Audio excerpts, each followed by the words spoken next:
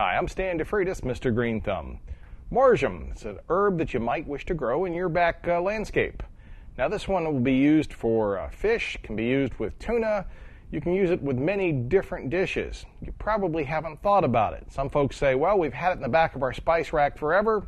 Well, how do you use it? Well, you can break off some of the foliage and simply add it not only as a garnish, but you can also cook with it with some of your dishes as well. Full sun to partial shade. Make sure that it gets a good deal of moisture, and yet, of course, like many of the herbs, it has to be well drained also. Make sure that you give it a good liquid plant food every 2 to 3 weeks, usually at about half strength, or if you use a time released, make sure you add that when you first get ready to plant.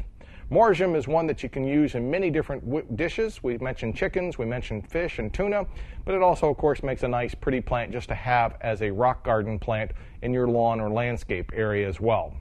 Majorum will do well in, we mentioned, full sun, and it also is one that you're going to have that you want to keep pinching so it keeps spreading more. For On Gardening, I'm Stan DeFreitas, Mr. Green Thumb.